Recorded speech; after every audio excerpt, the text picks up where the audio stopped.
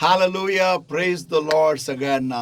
आणि आपण पुन्हा एकदा आता अशा उत्कृष्ट अशा बायबल स्टडीमध्ये तुमचं सगळ्यांचं स्वागत आहे. आणि आपण आता एका नवीन विषयामध्ये चाललेलो आहोत. मला तरी विश्वास आहे की तुम्ही तो विषय आधीच थंबनेलवर पाहिलेला आहे. तर काही वेळ न घालवता आपण प्रार्थना करून पवित्र आत्म्याचं स्वागत करूया आणि आजच्या या विषयामध्ये आपण उंच भरारी मारूया. Let's pray, everybody. Thank you, Lord, my God, for the wonderful day that you've given to us. Yes, beloved Holy Spirit of God, we are greatly honored to be in your holy and awesome presence.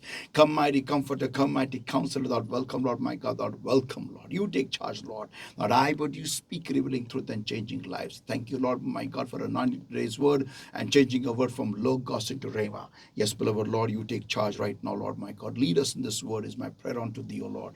Give us the revelation of your Son in a new way, Lord. Show us, O Lord, my God, what changes you want us to do in our lives. Speak to our lives. In Jesus' name we pray and we ask. Amen. Hallelujah. तर संतो, तुम्ही आज जसं तुम्ही आधीच थंबनेलवर पाहिलेलं आहे आणि आजचा विषय आहे तो म्हणजे waiting for the moving of the waters. पाणी हलवल्या जाण्यासाठी वाट बघून राहिलेले किंवा वाट बघून राहणं. पाणी हलवलं जाण्यासाठी वाट बघून राहिलेले. आमेन. लेट्स आपण वाचूया योहानेचा 5वा अध्याय आणि वचन 1 पासून पुढे. योहान 5 वचन 1 ते 9. John chapter 5 and verses 1 to verse 9. After this there was a feast of the Jews, and Jesus went up to Jerusalem. Now there is at Jerusalem at the sheep market a pool which is called in the Hebrew tongue Bethesda, having 5 porches. And in these lay a great multitude of important folk, of blind, halt, withered, waiting for the moving of the water. For an angel went down at a certain season into the pool and troubled the water. Whosoever then first after the troubling of the water stepped in was made whole of whatsoever disease he had. And a certain man was there which had an infirmity 38 years. And when Jesus saw him lie and knew that he had been now a long time in that case, he said unto him, Wilt thou be made whole? And the important man answered him, Sir, I have no man when the water is troubled to put me into the pool. But while I am coming, another steppeth down before me. Jesus said unto him, Rise, take up thy bed and walk. And immediately the man was made whole, and took his bed and walked. And on the same day was the Sabbath. मराठीमध्ये. या गोष्टी झाल्यानंतर यहुद्यांचा सण होता. तेव्हा येशू वर यरुसलेमेस गेला. आणि यरुसलेमेत मेंढरे दरवाजाजवळ एक तळे आहे. त्याला इब्री भाषेत बेतसदा म्हणतात. त्याला 5 द्वारमंडप आहेत. त्यामध्ये रोगी, आंधळे, लंगडे व लुळे यांचा मोठा समुदाय पडून राहिला होता. तो समुदाय पाणी हलवण्याची वाट पाहत होता, कारण नेमलेल्या समयी देवदूत तळ्यात उतरून पाणी हलवीत असे. आणि पाणी हलवल्यानंतर जो प्रथम त्यात जात असे त्याला कुठलाही रोग असला तरी तो बरा होत असे. आणि कोणी एक माणूस तेथे होता जो 38 वर्ष आपल्या दुखण्यात होता. येशूने त्याला पडलेले पाहिले व आता त्याला तसा होऊन पुष्कळ काळ झाला आहे हे जाणून त्याला म्हटले, तुला बरे होण्याची इच्छा आहे काय? त्या रोग्याने त्याला उत्तर दिले की, महाराज, पाणी हलवले असते तेव्हा मला तळ्यात टाकण्यास कोणी माणूस नाही. मी येत आहे इतक्यात दुसरा कोणी माझ्या पुढे उतरतो. येशूने त्याला म्हटले, उठ, आपली बाज उचलून घेऊन चाल. लागलाच तो माणूस बरा झाला व आपली बाज उचलून घेऊन चालू लागला. त्या दिवशी शब्बात होता. आमेन. आता संतो, आपण वचन अनेकदा पाहिलेला आहे. मी ह्या वचनातून येशू आणि जो व्यक्ती आहे 38 वर्षाचा दुखणेकरी, मी त्याच्याबद्दल बोलणार नाही. माझं फोकस पवित्र आत्म्याने मला दिलेला आहे तो फोकस आहे वचन 3 आणि वचन 4. आणि त्या वचनामध्ये असं आहे की बेथेस्दा नावाचं एक तळं होतं, जे तळं यरुशलेम या ठिकाणी होतं. आणि बायबल सांगतं की त्या ठिकाणी 5 पडव्या होत्या. आणि त्या जागेचं वैशिष्ट्य का असं होतं, का लिहिलेलं आहे, का एवढं वैशिष्ट्य आहे त्याला, कारण त्या जागेमध्ये 5 पडव्यांमध्ये अनेक असे आजारी लोक असायचे. लंगडे, आंधळे, मुके, बहिरे, जे असेल ते. ओके. आणि ते तिथं का पडलेले असायचे की कारण एका विशिष्ट वेळी एक देवदूत खाली उतरून यायचा आणि पाणी हलवायचा. आणि पाणी हलवल्यानंतर जो कोणी त्या पाण्यामध्ये प्रथम पडायचा तो व्यक्ती बरा व्हायचा. मग तो आजार काही असू द्या त्याला, तो बरा होऊन बाहेर यायचा. आमेन. किती छान. आमेन. की पाणी हलवलं जाईल आणि मी उडी मारेल आणि काही न करता मी बाहेर बरा होऊन येणार. वाव, किती सोपं आहे की नाही. पण सांगतो पाणी हे कधीतरी वर्षातून एकदाच हलवलं जायचं, एका विशिष्ट ऋतूमध्ये. आमेन. सांगतो प्रश्न असा आहे की आपण पाणी हलवण्याची वाट बघावी का? की कधीतरी माझ्या जीवनामध्ये देव पाणी हलवेल आणि मला एक चांगला प्रसंग माझ्या जीवनामध्ये घेऊन येईल, एक चांगला भव्य असा क्षण, आणि मी त्या क्षणाचा पुरेपूर फायदा घेऊन लोकांच्या मदतीने मी उंच भरारी मारेल आणि मी श्रीमंत होईल, मी यशस्वी होईल, मी गौरव प्राप्ती करील, मी फार पुढे जाईल लाईफमध्ये. असं काय होऊ शकतं का? आज मला अशा लोकांचे फुगे फोडायचे आहेत आणि तुम्हाला सांगायचं आहे की असं कदाचित होईल, कदाचित होईल, कदाचित कदाचित होईल, पण 99% होणार नाही. येस, तुम्ही करेक्ट ऐकलेलं आहे. 99% होणार नाही. संतो पाणी हलवण्याची वाट बघणं म्हणजे संधीची वाट बघणे, की माझ्या जीवनामध्ये संधी कधी येईल, माझ्या जीवनामध्ये असं देव कधी एक संधी आणेल की त्या संधीचा पुरेपूर फायदा घेऊन मी पुढे जाईल. पण तुम्हाला सांगू द्या संतो, संधी येत नसती, संधी आणावी लागती. मौके आते नहीं है, मौकों को लाना पड़ता है, बनाना पड़ता है. संध्यांना बनवलं जायला बनवावं लागतं. आणि संतो ह्या वचनातून आपल्याला हे शिकायला मिळतं की प्रभू येशू ख्रिस्त त्या माणसाच्या बाजूला उभा राहिला आणि त्याला विचारलं, तुला बरे होण्याची इच्छा आहे का? हो, त्याने उत्तर उलट दिलं, त्यांनी चुकीचं उत्तर दिलं.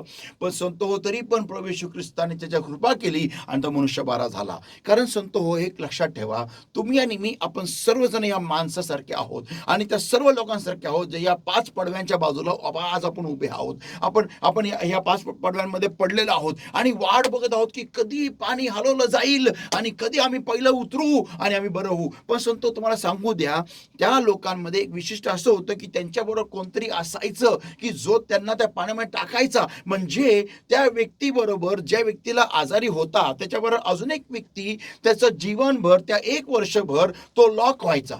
त्याला पण तिथं उभं राहावं लागायचं, त्याला पण तिथं वाट बघत राहावं लागायचं. त्याचं काम, धंदा, शिक्षण सगळं, नोकरी सोडून त्या आजारी माणसाच्या बाजूला उभं राहावं लागायचं, की त्याची सेवा करत राहावं लागायचं जोपर्यंत पाणी हलवलं जात नाही. आणि जर का तो पहिला पाण्यात नाही गेला तर संपलं. मग ते अजून 1 वर्ष त्या माणसाला ऍड झालं.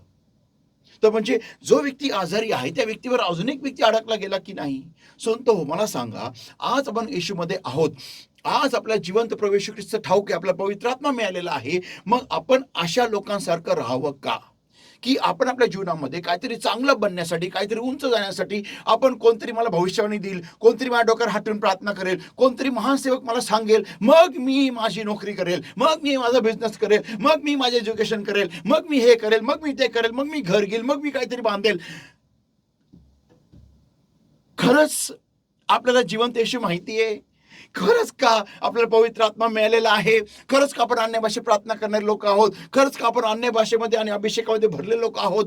मग आपण अशा लोकांसारखे का आहोत आज आपण असे का आहोत की आपण वाट बघू नये की कधी पाणी हलवलं जाईल, आपण वाट बघू नये की कधी असं होईल, कधी तसं होईल, आपण वाट बघू नये, वाट की कधी मला कोणती भविष्यवाणी येईल आणि मला कोणती सेविका किंवा कोणता सेवक सांगेल की बाळा आता तू धंदा कर, आता तू मिठाईचं दुकान टाक, आता तू नोकरी कर, आता तू ऍप्लिकेशन दे, आता तू तुझं रेझ्युम दे, मग देव तुला यश देईल.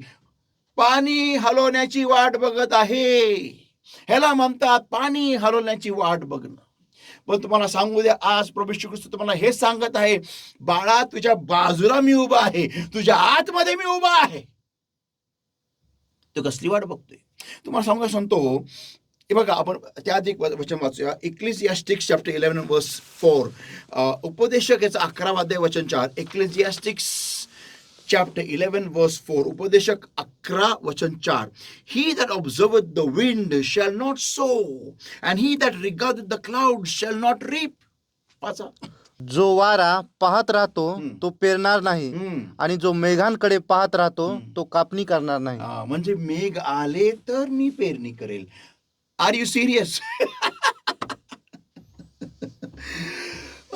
वारा आहे, वारा आला तरच मी, वारा जर का असेल तर मी पेरणी करणार नाही. He that observe the wind shall not so.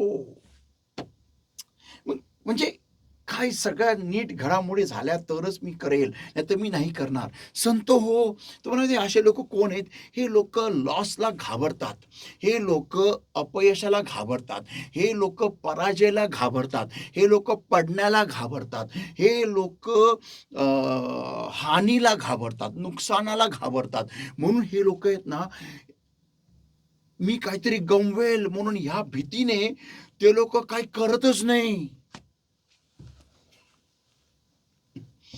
काहीच करत नाही. ते लोक असेच बसलेले असतात, हे बोलत की नको रे बाबा, माझं नुकसान झालं तर, मला एकही आकाशात ढग मिळत दिसत नाहीये, तर पेरणी का करू? अरे तू कसे, म्हणजे पेरणी कसे, म्हणजे लोक आहेत ना, मला काहीतरी सवलत मिळावी, मला कोणतरी मदत करावी, मला कोणतरी त्या माणसाने पण तेच बोला ना येशू ख्रिस्ताला की मला पाण्यात टाकायला कोणी नाही. संत हो, तुम्हाला पाण्यात टाकायची कोण गरजच नाही, कारण तुम्ही येशूमध्ये आहात. तुमच्यासाठी पाणी हलवलं जाण्याची काही गरज नाहीये. तुम्ही ख्रिस्तामध्ये आहात, तुम्हाला जिवंत ख्रिस्त ठाऊक आहे, प्रवेश ख्रिस्त ठाऊक आहे. म्हणून संतो लक्षात ठेवा. मी तुम्हाला एक वाचून दाखवतो. नीतिसूत्रे याचा 26वा अध्याय, नीतिसूत्रे 26 वचन 13 ते 15. Proverbs 26, everybody, and verses 13 to verse 15. The slothful man saith, there is a lion in the way, a lion is in the streets. As a door turneth upon his hinges, so doth the slothful upon his bed. The slothful hideth his hands in his bosom. It grieveth him to bring it out again to his mouth. वाचा मराठी. आळशी म्हणतो वाटेवर सिंह आहे, रस्त्यात सिंह आहे. दार आपल्या बिजाघरावर फिरते, तसा आळशी आपल्या अंथरुणावर लोळत असतो. इकडून तिकडं, तिकडून इकडं. मी तुम्हाला सांगतो, मी अनेक लोकांना पाहिलेले की जेव्हा ते आजारी असतात ना, ते अंथरूण सोडतच नाही, नुसते पडून असतात. ते नाश्ता पण करत नाही, ते तोंड पण धुवत नाही, ते पोटामध्ये अन्न पण घुसवत नाही, आणि त्यांचा आजार वाढत राहतो. संत हो, आजारी असल्यावरती जास्ती उठायचं, भरपूर खात राहायचं, भरपूर खात राहायचं, आणि स्वतःला व्यायाम द्यायचा, फिरायचं, काय ना काहीतरी घरात कामं करायचे, फरशी घासायची, भिंती घासायच्या साबणाने, भांडे घासायचे, झाडू मारायचा. मी पुष्कळ लोकांना पाहिलेलं आहे, जे सकाळी त्यांना जाग आला ना, उठणारच नाही. मला बरं नाही, मला बरं नाही, अंथरून घेणार झोपून, मला बरं नाही. आणि संध्याकाळी त्यांचा ताप फणफणलेला असतो. का? कारण ते अंथरून घेऊन झोपतात. जेव्हा तुमच्या शरीरात ताप असतो, अंगावर काही घ्यायचं नसतं, उलट जे आहे ते कपडे काढायचे, येस, आणि स्वतःला थंड पाण्याने पुसून काढायचं असतं. पण लोक एवढे आळशी असतात की बहानाच पाहिला असतो, काय ना, थोडा जरी आजार झाला, थोडं जरी काय झालं, लगेच अंथरून घेऊन गुल. आणि मग आपण पाहतो की व्यक्ती तो अजून जास्त आजारी पडत राहतो. मी हे पाहिलेलं आहे. पण सांगतो, माझं तत्व उलट आहे.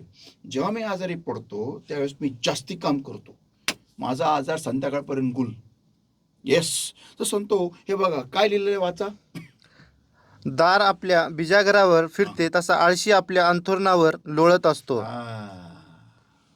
लोळत असतो.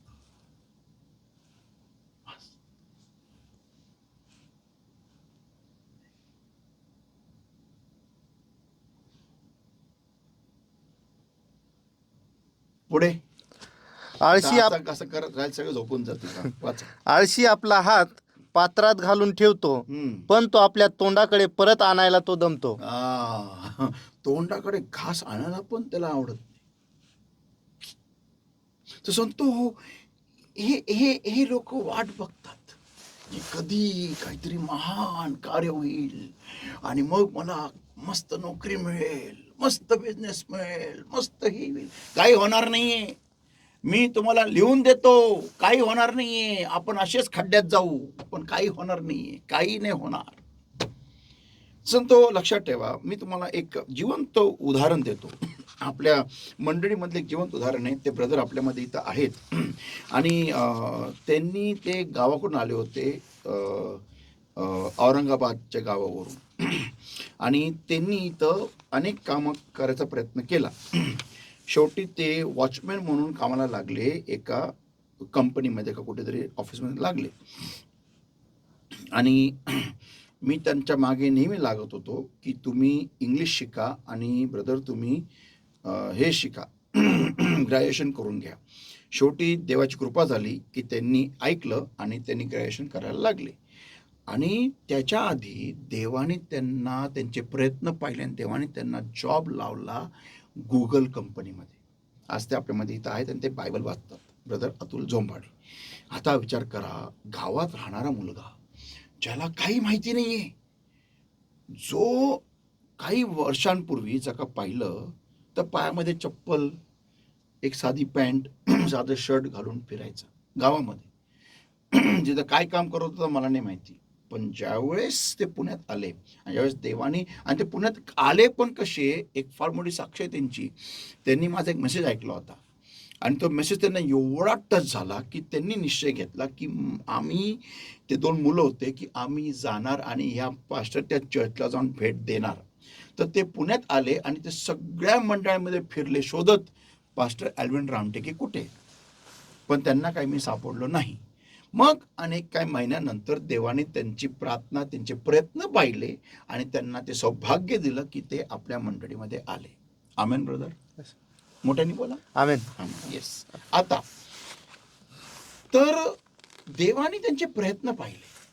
ते हातवर हात धरून बसले नाही की कधी पास्टर रामटेके माझ्या गावात येतील, कधी पाणी हलवलं जाईल आणि कधी आम्ही त्यांना भेटू. नाही, त्यांनी पाणी हलवण्याची वाट नाही पाहिली, ते आले. देवाने त्यांचा हा स्वभाव पाहिला की हा माणूस पाणी हलवण्यासाठी वाट नाही बघत. आमेन, आमेन. मला काय दिवस कालच मला फोन आला होता आणि एक व्यक्ती मला म्हणत होता की पास्टर मला तुमच्या चर्चला यायचंय, पण कसं येऊ मला कळत नाही. मी म्हणाला येऊ नको, जर का तुला कसं येऊ हे कळत नाही, आणि पुण्यात राहणारा व्यक्ती आहे आणि त्याला हे माहिती नाही आहे की कुठे चर्च आहे. त्याच्या ज्या व्यक्तीच्या आजूबाजूला जेवढे लोक राहतात ते सगळे आपल्या चर्चला येतात, पण हे त्या व्यक्तीला हे माहिती नाही आहे की कसं येऊ. मी त्या व्यक्तीला म्हणालो अजिबात येऊ नको, ऑनलाईनच बघत राहतो, कारण हे चर्च फार चांगलं आहे, तू ऑनलाईनच चर्च कर. का का कारण तुला माहिती नाही कसं यायचं. पुण्यावरून गावाला जायला माहिती आहे मला, पुण्यावरून माझ्या घरातून चौहीकडे इकडे तिकडे चौहीकडे फिरायला मला टणटण येतं, फरफर येतं, पण फक्त तुमच्या चर्चला कसं यायचं ते माहिती नाही. मी म्हणालो अजिबात येऊ नका, आणि खरंय मी म्हणालो येऊ नका, ऑनलाईन करा. आणि हे खरंय, मी त्या व्यक्तीला सांगितलं नका येऊ चर्चला, ऑनलाईन करा. अगदी हो, मी ऑनलाईनच करणार. Praise the Lord. Very good. संतो लक्षात ठेवा, ओके, जर का आपण पाणी हलवण्या जाण्यासाठी वाट बघणारे विश्वासणारे आहोत, तर मग तुम्हाला सांगू द्या, तुमच्या जीवनामध्ये कधीच कोणतीच चांगली गोष्ट कधीच होणार नाहीये. आपल्याला आपण कधीच महान लेवलला जाणारच नाही. का जाणार नाहीये? कारण आपण पाणी हलवण्याची वाट बघत. कहा बबुआ, कहा रहा, अरे हम रुका रहा कि पानी हिला जाएगा और फिर हम ऐसा डुबकी मार रहा, ऐसा ही बैठन रहो, ऐसा ही बैठन रहो जिंदगी भर, कोई ना कुछ नहीं होने वाला. आणि हे सत्य काय होणार नाहीये. तर सांगतो आज आपण पाहणार आहोत पवित्र आत्म्याच्या अनुषंगाने की नक्की आपल्याला जर का काहीतरी भव्य करायचं आहे जीवनामध्ये तर कसं करायचं. Point number 1. Okay, when opportunities don't come your way, we have to create them. Hallelujah. ज्यावेळेस संधी आपल्या जीवनामध्ये आपल्या मार्गाला येत नाही त्यावेळेस आपल्याला संध्या बनवायच्या आहेत, निर्माण करायच्या आहेत. हालेलुया. आपण उघडूया मार्क ह्याचा 2रा अध्याय वचन 3 ते 5 आपण वाचूया. मार्क 2 वचन 3 ते 5. Mark chapter 2 and verses 3 to verse 5. And they come unto him, bringing one sick of the palsy, which was born of 4. And when they could not come nigh unto him for the press, they uncovered the roof where he was. And when they had broken it up, they let down the bed wherein the sick of the palsy lay. When Jesus saw their faith, he said unto the sick of the palsy, Son, thy sins be forgiven thee. Hallelujah. वाचा मराठीमध्ये. तेव्हा एका पक्षघाती माणसाला ते त्याच्याकडे घेऊन आले. चौघांनी त्याला उचलून आणले आणि दाटीमुळे त्यांच्याने त्याच्याजवळ जावेना. म्हणून त्यांनी तो जेथे होता तेथील छप्पर काढले आणि ते उखडल्यावर ज्या जागेवर तो पक्षघाती निजला होता ती त्यांनी खाली सोडली. तेव्हा येशू त्यांचा विश्वास पाहून त्या पक्षघात्याला म्हणाला, मुला, तुझ्या पापांची क्षमा झाली आहे. आमेन. तर संत आपण पाहतो की इथं हे 4 लोक एका पॅरालिटिक माणसाला घेऊन आले होते. आणि जेव्हा ते घेऊन आले येशूकडे तर त्यांनी पाहिलं फार मोठी गर्दी आहे. तर त्यांनी काय केलं, त्यांनी पाहिलं गर्दी आहे, चला आपल्या घरी. गेले का? नाही. त्या लोकांनी येशू कुठे आहे उभा त्या घरामध्ये ती जागा मार्क केली. मी हे वचन सांगितलेलं आहे. ओके, ती जागा त्यांनी मार्क केली आणि मग मार्क करून ते लोकांनी काय केलं तर ते लोक घरच्या मागे गेले, घराच्या मागे गेले आणि तिथून ते छप्परावर चढले. छप्पर त्यांनी फोडलं आणि त्यांनी त्यांच्या आजारी माणसाला काटेवरून खाली सोडलं येशू समोर. ह्याला म्हणतात संधी निर्माण करणारे. तर रक्तस्रावली स्त्री जी आहे ती घरामध्ये येशू ख्रिस्त माझ्या घरी येईल अशी वाट बघत नाही बसली. मला चालता येत नाही, माझ्या अंगात काही त्राण नाही बघा, मला काही शक्ती नाही माझ्या अंगामध्ये, मी कसं येऊ? येशूला समजलं पाहिजे, येशू स्वतः आला पाहिजे माझ्या घरी. येशू माझ्या घरी ये, मला अंगात काही ताकद नाही रे, बघ रे तू. मी तुम्हाला एक गंमत सांगू का? कपिल शर्मा हा जेवढे ह्यांनी अख्ख्या त्याच्या जीवन काळात जेवढे जोक केलेत ना, आणि तो अजून जेवढे जोक करणार आहे, ओके, आणि जेवढे सगळे कॉमेडियन आहेत अख्ख्या जगामध्ये, सगळ्यांचे जोक जे त्यांनी आतापर्यंत केले, ओके, आणि जे आता ते करणार आहेत, सगळे जोक आपण जर का एकत्र केले ना तर हा जोक जो आता मी तुम्हाला सांगतो ना, हा जोक सगळ्या त्यांच्या जोक्स जेवढे त्यांचे विनोद आहेत, सगळे जेवढे विनोद आहेत, जेवढे जोक आहेत, भूतकाळाचे, वर्तमान काळाचे आणि भविष्य काळातले जे करणार आहेत, ते सगळे जोक ह्या एका जोक समोर फिक्के पडणार आहेत. मी तुम्हाला चॅलेंज मारून सांगतो. ऐका, मस्त जोक आहे. काय? येशू ख्रिस्त ज्यावेळेस भूतलावरती होता ना त्यावेळेस लोक आहे ना त्याच्याकडे आजारी लोक घेऊन यायचे.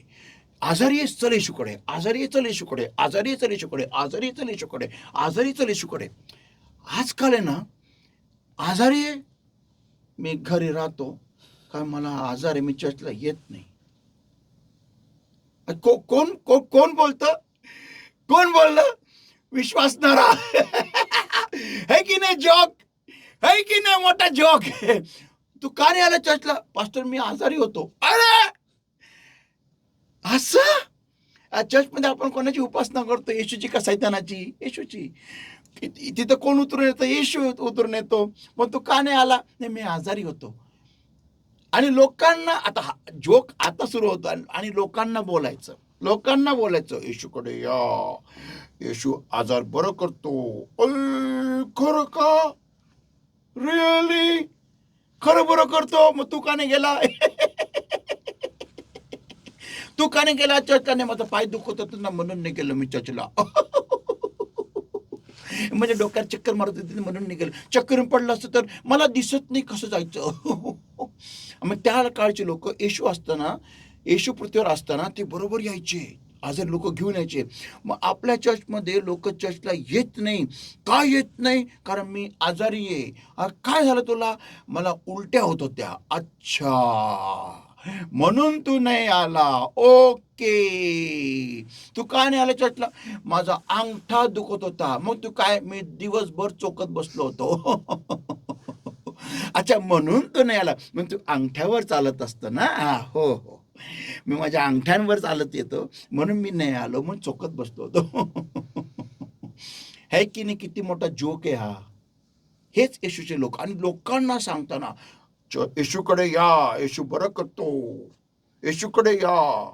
अरे ढोंग्यांनो, अरे ढोंग्यांनो, अरे ढोंग्यांनो, असं देव म्हणतोय. लोकांना सांगतात येशूकडे या, बरं करतो. मग तुला नाही कळत ते? आजारी असताना तो व्यक्ती पहिला चर्चला आला पाहिजे. पहिला आला पाहिजे तो चर्चला. का? कारण तो आजारी आहे. सगळ्यात मोठं क्वालिफिकेशन, जर का एखादा व्यक्ती आजारी आहे तर त्यांनी चर्चला आला नाही पाहिजे का? त्यांनी उलट सगळ्यात पहिला आला पाहिजे. तिथं सगळ्यांच्या आधी येऊन पडलं पाहिजे, प्रभू मला बरं कर. आमेन. पण नाही, आपले लोक आजारी असताना चर्चला येत नाही. कमाल हो गया, कमाल हो गया. हे सगळ्या जोक्स पेक्षा हा जोक सगळ्यात भारी आहे. हसा हसा. मी सांगतो लोकांना, परत सांगू नका की येशूकडे या, येशू तुम्हाला बरं करेल. कधी नका बोलू, कारण तुम्हीच दाखवता तुमच्या जीवनातून तुमच्या समस्याच्या वेळेस की येशू बरं करत नाही. तर आता मुद्दा. तर हे लोक त्या माणसाला घेऊन आले त्या घराकडे आणि पाहिलं की आतमध्ये यायला जागा नाहीये. म्हणून त्यांनी काय केलं? त्यांना संधी दिसली नाही, पण त्यांनी संधी क्रिएट केली. जी आजारी बाई होती, जी रक्तस्राव होता, तिला 12 वर्ष, ती घरात पडून नाही राहिली. हा मुद्दा चालला होता. ती घरात पडून नाही राहिली की येशू, कोणीतरी येशूला माझ्याकडे घेऊन या, मी नाही येऊ शकत, येशूला सांगा माझ्या अंगामध्ये त्राण नाही. बाई तोंडातून बोलायला येतं का? हा येतं, मग चाल. त्या बाईनी घर सोडलं, फरफडत का होईना आली आणि येशूच्या वस्त्राच्या काठाला स्पर्श करून तिने चमत्कार चोरला, तिने आरोग्य चोरलं. बायबल मधली पहिली व्यक्ती आणि आखरी व्यक्ती जिने आरोग्य चोरलं आणि प्रभूने तिला ओरडलं नाही, ती संधी निर्माण करणारी व्यक्ती होती. हालेलुया. संतो हो, लक्षात ठेवा, देवाला असे लोक फार आवडतात. तिने मोशेचा नियमशास्त्र तोडला, येशूने त्याची पण पर्वा नाही केली. का तोडला नियमशास्त्र? येशू तिला काही बोलला नाही, काही नाही बोलला. उलट तिची तारीफ करत तिला म्हटला, तुझ्या विश्वासाने तुला पूर्ण केले आहेत. हालेलुया. देवाला असे लोक आवडतात की जे स्वतःची संधी निर्माण करणारे लोक असतात. आमेन. हालेलुया. असे लोक अजिबात आवडत नाही जी घरामध्ये बसून राहतात अंथरून घेऊन. असे लोक देवाला आवडत नाही. जे परिस्थितीला चॅलेंज देणारे लोक आहेत ना, देवाला ते लोक आवडतात. जे सूर्याला आज्ञा देतात की अस्त होऊ नकोस, आणि देव त्यांची प्रार्थना ऐकतो, त्यांचे आव्हान ऐकतो आणि त्या आव्हानाला सन्मान देतो. संतो, लक्षात ठेवा, तुम्ही जे करायला घ्याल देव त्याला सन्मान देणारच. आमेन. जेव्हा ते लोक ते छप्पर फोडत होते, येशूनी मीटिंग थांबवली नाही, येशूनी घराच्या बाहेर आला नाही, येशूनी तिथं त्यांना ओरडलं नाही, ए काय करता रे? नाही. जेव्हा पेत्र बोलला की प्रभू जर का तू आहे तर मला पाण्यावर यायला सांग, येशू म्हटलं नाही बस मला कॉपी करतो काय? नाही. येशूला परिस्थितीला आव्हान देणारे लोक आवडतात. परिस्थितीला आव्हान देणारे आवडतात. वाईट परिस्थितीमध्ये संधी शोधणारे देवाला आवडतात. हालेलुया. असे लोक देवाला आवडतात आणि अशा लोकांना देव पाठिंबा देतो. मग त्यांची संधी किती विचित्र असू द्या, देव त्या संधीला सन्मान देणारच, कारण ते देवासारखे वागत असतात त्यावेळेस. हालेलुया. म्हणून सांगतो तुम्हाला, पॉइंट नंबर 1, जेव्हा तुम्हाला संधी तुमच्या समोर येत नाही, तुम्ही संधी निर्माण करणारे बना. हालेलुया. मग तुम्ही म्हणाल, पास्टर कसं काय, कसं करायचं? जेव्हा तुमच्या अंतःकरणामध्ये एक आग असते की मला हे करायचंच आहे, करा, आपोआप तुम्ही करायला लागाल.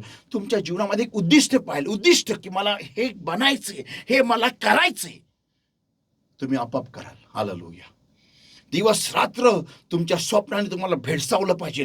दिवस रात्र तुमच्या डोक्यामध्ये हेच पाहिजे, मला हे करायचंय, हे करायचंय, हे करायचंय, हे करायचंय. उठताना, बसताना, काही करताना, झोपताना पण, झोपेमध्ये पण मला हे करायचंय, करायचंय, करायचंय. मगच तुम्ही संधी निर्माण करणारे बनाल. काहीतरी जीवनामध्ये, काहीतरी रक्तामध्ये, काहीतरी एक उद्दिष्ट घेऊन या. असेच वाट बघू नका, आमच्या जीवनामध्ये कोणी नाही, आमची जमीन घेतली, आमची विहीर घेतली, आमचं घर घेतलं, आमचं, अरे हाडे कोणी पण काय घेऊ द्या. तुम्ही नवीन जमीन घ्या, तुम्ही नवीन विहीर बांधा, तुम्ही नवीन घर बांधा. हालेलुया. तुम्ही ते करू शकता, फक्त इच्छा पाहिजे, इच्छा. That's all. Amen. Point number 2, till you want launch out into the deep, nothing is going to happen. जोपर्यंत तुम्ही खोल पाण्यात जाणार नाही, काही होणार नाही. आपण वाचूया लूक याचं 5 अध्याय वचन 4. Look 5 and verse 4. Now when he had left speaking, he said unto Simon, launch out into the deep and let down your nets for a draught. Hallelujah. मग आपले बोलणे संपल्यावर त्याने शिमोनाला म्हटले, खोल पाण्यात हाकार, मग मासे धरण्यासाठी तुम्ही आपली जाळी खाली सोडा. Amen, amen, amen. संत हो, किनारे पे बैठ के कुछ हासिल नहीं होने वाला. जो नाव तूफानों से डर के किनारे पे लगी रहती है, मैं आपको इस नाव को बताना चाहता हूँ, अगर तुम तूफानों से डर कर किनारों पे ही बैठे रहोगे तो तूफान तुम्हें किनारे पे मिलने आएगा. और जो नाव किनारे पे तूफान का सामना करेगी वो नेस्तनाबूद ही हो जाएगी, क्योंकि किनारा नाव के लिए बना ही नहीं है. आमेन, आमेन. मराठीमध्ये सांगतो, जी नाव वादळांना घाबरून किनाऱ्यावर बसून राहते, तुम्हाला सांगू द्या, ते वादळ त्या नावेला किनाऱ्यावर भेटायला येणार. आणि तुम्हाला सांगू द्या, ज्या वेळेस ते वादळ त्या नावेला ठोकणार येऊन, त्यावेळेस त्या नावेला येऊन भेडसावणार, त्यावेळेस ती नाव उद्ध्वस्त होऊन जाईल. कारण कोणताही किनारा नावेसाठी बनवला नसतो, नाव समुद्रासाठी बनवलेली असते. हालेलुया. किनारे केले नाही, किनाऱ्यासाठी नाही. ते जर का तुम्ही किनाऱ्यावर बसून मोठी अपेक्षा करताय, चूक, रॉंग, रॉंग. जर का तुम्हाला काहीतरी ग्रेट हवंय, तुम्हाला खोल पाण्यात उतरलंच पाहिजे. तुम्हाला तुमची नाव खोल पाण्यात घेऊन गेलीच पाहिजे. तुम्ही गेलेच पाहिजे पुढे, मगच तुम्हाला मोठी पकड येणार. काय टुकू खेळताय, 15 वर्ष झाले, टिक तेच चालू आहे. अरे कंटाळले प्लेयर सगळे, स्टेडियम आजूबाजूचे लोक सगळे कंटाळून गेले. अरे काय ख्रिस्तात येऊन काय मिळालं या माणसानी, तिथंच आहे, अजून तिथंच बसलाय. काय नवीन काहीच नाही याच्या जीवनामध्ये, तेच आहे, अजून तिथंच त्याच घरात पडलेला आहे.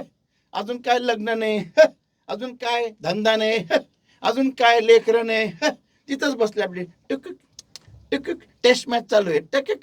किती दिवसाची, बस ना आता, 20 वर्ष झाले ना. बस. कर्ज काय संपायला तयारच नाहीये. काय चाललंय काय, तिथंच प्रार्थना मग करणार 5 मिनिटाची, बस. अरे प्रार्थना पण सुरू करा ना खोल पाण्यातली, जरा जा ना 1-2 तास, जरा द्या ना स्वतःला वाहून. काय बसले किनाऱ्यावर आणि देवा मला मोठं काहीतरी दे. नाही हो, जिथं जाळं नाही तिथं पकड नाही. मी परत सांगतो, जिथं जाळं नाही तिथं पकड नाही. मला जर का काहीतरी मोठं करायचं असेल तर मला काहीतरी जर का मोठं मला पीक हवं असेल तर पहिली मला मोठी पेरणी करणं गरजेचं आहे ना. जाला तो डालो, पहले जाला तो डालो ना, तो फिर तुमको पकड मिलेगी ना. तुम्ही जाळ्या टाकणार नाही आणि मग म्हणता पकड पाहिजे, कसं होणार? Not possible. खोल पाण्यात किनाऱ्यावर बसून काय मिळत नाही. पुष्कळ लोक तिथंच बसलेले. तेवढंच ग्रॅज्युएशन झालं, 12वी झाली, पास, कधी माझा पगार वाढेल, कधी माझा पगार वाढेल. काय का एज्युकेशन काय 12वी आहे, 12वी. कधी माझा पगार वाढणार. अरे ग्रॅज्युएशन कर. अरे कसं करू, कसं करू. अहो फार अभ्यास आहे. खोल पाणी, खोल पाणी. अरे तू तो जॉब का घेत नाही, तिथं फार कष्ट आहेत. खोल पाणी. अरे तू ती ऑर्डर का नाही घेत, तू ते हे प्रॉडक्ट का नाही लॉन्च करत, तू हे का नवीन नवीन नवीन प्रॉडक्ट का नाही आणत. खोल पाणी, खोल पाणी. फार मेहनत आहे, दिवस रात्र मेहनत आहे. हो, तुम्ही हॉटेल टाकलं ना, मी सांगतो एकच प्रॉडक्ट नीट बनवा. 10 प्रॉडक्ट उघडून ठेवणार आणि मग 10 मेहनती लागणार आणि एकामध्येच नीट मेहनत करा. सिंपल आहे. चांगलं असा वडापाव बनवा, असा बनवा की अख्ख्या पुण्यात काय अख्ख्या महाराष्ट्रात तो असा वडापाव तुम्हाला कुठेच मिळणार नाही. असा बनवा, खतरनाक डेडली असा बनवा की लोक सगळीकडून आले पाहिजे त्या वडापाव खायला. संधी आहे. मारा ना उडी, करा ना. कसली वाट बघताय? पाणी हलवण्याची काय गरज नाहीये. तुम्हाला पाणी हलवायची काही गरज नाहीये. पाणी हलवलं जाण्याची काही गरज नाहीये. तुम्हाला तळायची पण काही गरज नाहीये. तुम्हाला बेसायची गरज पण नाहीये. तुमच्या बाजूला येशू उभा आहे. हालेलुया. तुम्हाला येशूने आधीच देऊन ठेवलेलं सगळं काय. तुम्ही काही करत नाही. प्रॉब्लेम तुमचा आहे, हा प्रॉब्लेम आपला आहे, माझा आहे. आपण काहीच करत नाही, तिथंच आहे. नाही मला हे शिकावं लागेल मगच मी हे करू शकेल. अरे छोडनो यार, मारो कुदी, करते करते सीख जाओगे. हालेलुया. संतो हो, खोल पाण्यात नाव करा. आमेन. पुढे आणि लास्ट पॉइंट आहे, the lord sees our efforts. प्रभू आपले श्रम पाहतो. आमेन. इर्मया 17:10, Jeremiah 17:10. I, the Lord, search the heart. I try the reins, even to give every man according to his ways and according to the fruit of his doings. Hallelujah. वाचा. प्रत्येकाला त्याच्या आचरणाप्रमाणे, त्याच्या कर्माच्या फळाप्रमाणे परत देण्यासाठी मी यहोवा हृदय शोधतो. मी अंतर्याम पारखतो. आमेन. मी यहोवा हृदय शोधतो, मी अंतर्याम पारखतो. का? प्रत्येकाला त्याच्या कर्मानुसार देण्यासाठी. म्हणजे पहिलं मला कर्म करणं गरजेचं आहे. मला त्याप्रमाणे कार्य करणं गरजेचं आहे. मला त्याप्रमाणे मेहनत करणं गरजेचं आहे. मग देव बरोबर मला यश देणारच. मला संधीची गरज नाहीये. मी संधी निर्माण करणारा व्यक्ती आहे. हालेलुया. संतो हो, जर का आपल्याला येशू ख्रिस्त कळालेला आहे, जर का आपला पवित्र आत्मा मिळालेला आहे, आपल्याला काही गरज नाही. हो, काही गरज नाही हे पाणी बिनीसाठी, काही गरज नाही. आपल्या जिथं पाहिजे तिथं आपण पाणी हलवूया, आपणच हलवूया आणि आपणच ठीक होऊन जाऊया. Hallelujah. Let's pray, everybody. Thank you, Lord, my God, for your word that came to us alive. Thank you, Jesus, for talking to us and showing to us, oh Lord, my God, where we need to change in our lives. Blessed Lord, every part of darkness that's trying to steal this word, oh Lord, from your people's spirit, soul, body, mind, heart, and life, Lord. I've been understanding the concept of the Father, the Holy Ghost, in the name of the Lord Jesus Christ of Nazareth, and I command a part of darkness in the name of Jesus. Get out! Come on in just my name. And blessed Lord, my God, I set the people free now in the name of Jesus. Blessed Lord, my God, I bring our spirit, soul, body, mind, heart, and life in today's word, Lord, under the covering of the Lord's blood, the Lord's all of the Holy Spirit, Lord. And I pray, help us all to bring forth fruit 100-fold. Thank you, Jesus, for showing to us what we need to change in our lives. And we shall not be waiting for the moving of the waters, Lord. We shall be opportunity creators in your name, oh Lord. Thank you, Jesus. In Jesus' mighty name we pray and we ask. Amen. Hallelujah. Praise the Lord. सगळ्यांना. आणि हे वचन जर का तुम्हाला आवडलं असेल तर कृपा करून याला लाईक करा आणि अनेक आपल्या ख्रिस्ती बंधू भगिनींना शेअर करा. तसंच आत्म्याच्या अंतराळामध्ये उंच भरारी मारा. आणि God bless you and love you.